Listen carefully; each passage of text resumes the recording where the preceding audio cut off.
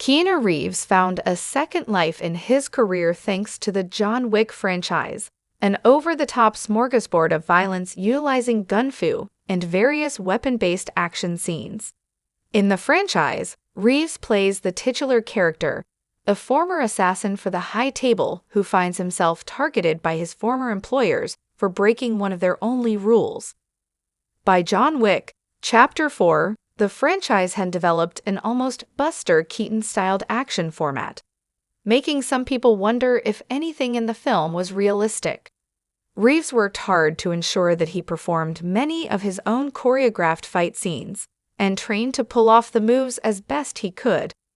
It also helped that director Chad Stahelski is a former stunt double, so he knows what is and isn't possible for these movies' giant action sequences, making it one of the most exciting experiences in film today. However, a former Navy SEAL sat down to watch John Wick, Chapter 4 and break down what the movie got right and wrong in its depiction of the fight scenes. Former Navy SEAL D.G. Shipley served 17 years in the military, making him an expert on different fighting skills.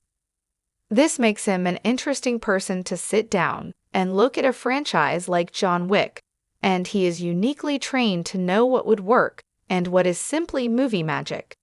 In a recent video, Shipley sat down to talk about a variety of different action movies, from The Beekeeper and Sicario, Day of the Soldado to Nobody and John Wick, Chapter 4, among others, and talked about what is real and what isn't in these films' fight scenes.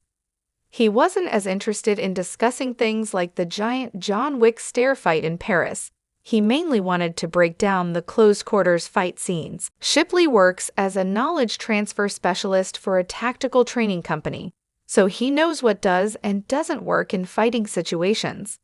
In John Wick, Chapter 4, he looks at the scene in the Room of Mirrors. To run into what I would consider the center of a room with 12 adversaries is the worst scenario. Basically, as soon as he made entry, you run down the longest wall, take a right-hand turn, and then keep a wall to one of his shoulders the entire time. I mean, you can do a tack reload. So, I haven't run the magazine completely dry, and I'm moving from one transition point to other whole gun slide lock reload, drop it, new mag, and send it back home, and now I have it. I can do the whole thing with essentially one hand. But for him, he sticks the guy with the blade, does a little John Wick flick, knocks out the mag locks in a new one, and just pretends like this 220 pounds literal ninja behind him isn't going to do anything to disrupt it. And I know the concept of the movie. It's a bulletproof suit. The issue is, if you put on a bulletproof suit and I shoot you with 9mm, it's going to knock you on your asterisk. When he cloaks, he'll grab his jacket, cover his face, and then he does like this subtle present and shoots. But he's not looking down his sights. He's not even really picking up a target. He's really looking this way, and he's just trying to get rounds downrange. You're not going to hit anything, and you're shooting precious ammo you clearly don't have in reserve. There's no just winging it. We're fighting armies of assassins inside of apartment buildings. I guess John's style will work. Everything this former Navy SEAL said is accurate, and nothing that John Wick does in any of his movies should work in real life. John Wick would likely have died in his first movie more than once, bulletproof suit or not. However, that is not what the John Wick franchise is about. Looking at things that director Chad Stahelski has said, it is clear that he has as much influence from old-school silent comedy films as he does from action flicks. As Shipley pointed out, many things in John Wick, Chapter 4 are meant to be unrealistic, including the bulletproof suits and shooting blindly, but still hitting targets.